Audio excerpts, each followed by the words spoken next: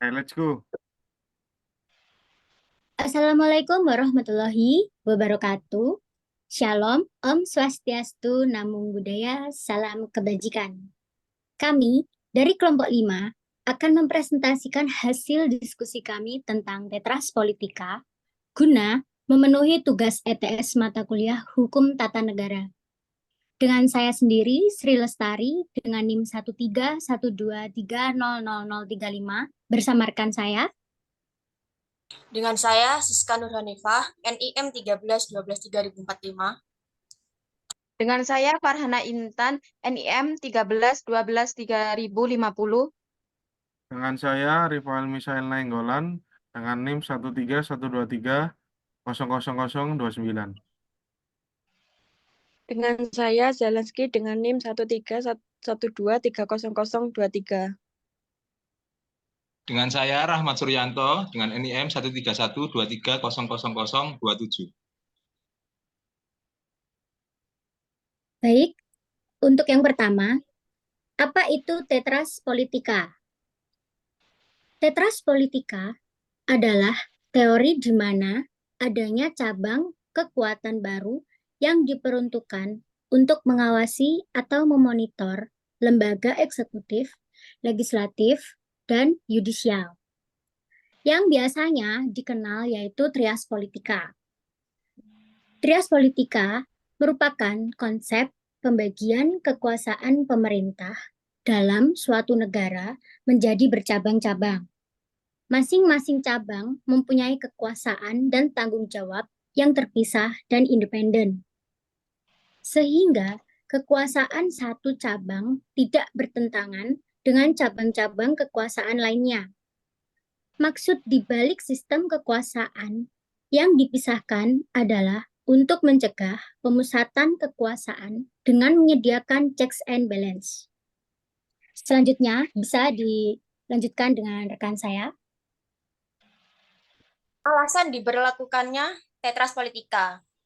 Setelah tahu apa itu Tetras Politika, kita harus tahu alasan kenapa kita perlu adanya Tetras Politika. Yang pertama yaitu sebagai pengawas, yang kedua sebagai penyeimbang, yang ketiga sebagai penguatan demokrasi, dan yang keempat sebagai perlindungan hak warga negara. Berikut sedikit penjelasan dari slide ketiga. Yang pertama yaitu Tetras Politika disebut sebagai pengawas karena mereka memiliki peran dalam menjaga keseimbangan kekuasaan antara cabang-cabang pemerintahan, serta mengawasi agar pemerintah tidak melanggar konstitusi atau menyalahgunakan kekuasaannya. Yang kedua, Tetras Politika dianggap sebagai penyeimbang karena mereka membantu menjaga keseimbangan kekuasaan di antara cabang-cabang pemerintahan, serta memastikan agar tidak ada cabang yang terlalu dominan atau menyalahgunakan kekuasaannya. Mereka membantu mencegah terjadinya penyalahgunaan kekuasaan dan menjaga agar tidak ada satu cabang pemerintahan yang mendominasi yang lainnya. Yang ketiga, Tetras Politika dianggap sebagai penguatan demokrasi karena mereka memastikan bahwa kekuasaan pemerintah dibagi-bagi dan diawasi dengan cermat, sehingga mencegah penyalahgunaan kekuasaan yang dapat mengancam prinsip-prinsip demokrasi. Dengan menjaga keseimbangan kekuasaan dan mengawasi pemerintahan, mereka mempromosikan transparansi, akuntabilitas, dan keadilan dalam sistem politik, yang merupakan elemen penting dalam demokrasi yang sehat. Yang terakhir, Tetras Politika dianggap sebagai perlindungan hak warga negara karena mereka bertugas menjaga agar pemerintah tidak melanggar hak-hak konstitusional warga negara. Dengan mengawasi kegiatan pemerintah, mereka dapat mencegah penyalahgunaan kekuasaan yang dapat mengancam hak-hak dasar warga negara, seperti kebebasan berbicara, hak atas pengadilan yang adil, dan hak atas privasi. Dengan demikian, Tetras Politika berperan penting dalam memastikan bahwa warga negara dilindungi dari potensi penyalahgunaan kekuasaan oleh pemerintah. Selanjutnya akan diteruskan oleh Farhana Intan, rekan saya. Selanjutnya adalah keputusan ketatanegaraan di era teknologi digital. Adalah saat ini merupakan bentuk pencampuran antara keputusan hukum yang berbasis komputer dan keputusan hukum yang diambil oleh manusia. Baiklah, selanjutnya oleh Rifael. Nah, dan pengaruh digital law terhadap keputusan ketatanegaraan. Digital law memengaruhi keputusan ketatanegaraan karena lebih interaktif dan dapat diakses oleh siapa saja, sehingga menjadi solusi dalam pendistribusian secara luas. Akan tetapi sering sekali keputusan yang diambil oleh digital law bersifat bias, sehingga perlu adanya pengawasan terhadap keputusan tersebut. Digitalisasi telah membawa perubahan besar dalam sistem hukum, termasuk Indonesia. Implementasi teknologi seperti big data, blockchain, dan kecerdasan buatan atau bisa disebut biasanya AI telah mengubah proses hukum dengan mempercepat dan menurunkan biaya peradilan. Program seperti e-court telah meningkatkan efisiensi dan transparansi proses hukum di Indonesia. Namun tantangan dalam implementasi digital law meliputi kesenjangan digital antara daerah perkotaan dan pedesaan, lambatnya adaptasi kerangka hukum, serta kekhawatiran terkait privasi data dan keamanan cyber. Oleh karena itu, diperlukan tindakan strategis dalam menghadapi transformasi digital di sistem hukum, termasuk peningkatan literasi digital, reformasi pendidikan hukum, dan adaptasi profesional hukum terhadap kemajuan teknologi.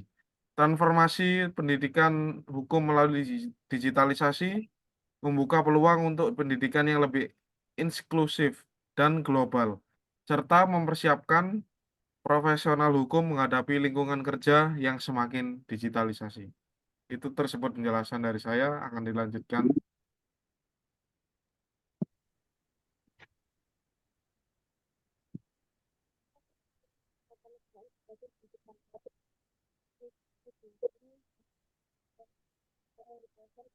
Mohon maaf, suaranya nggak kedengaran. Oh, contoh keputusan ketatanegaraan berbasis digital law, Migration and Information, Communication and Technology atau ICT dan kebijakan keimigrasian negeri Belanda.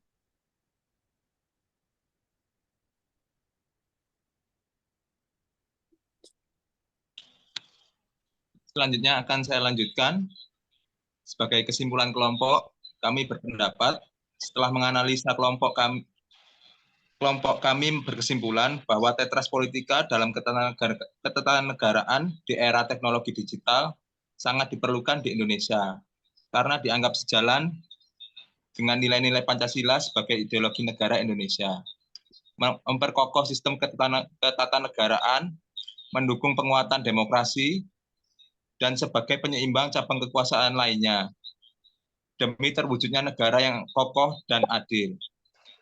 Sehingga membutuhkan komitmen dan upaya terpadu dari seluruh pemangku kepentingan serta keterlibatan aktif masyarakat dalam memahami dan mengawal implementasi tetras politika. Demikian presentasi dari kelompok kami. Kurang lebihnya mohon maaf. Sekian, terima kasih.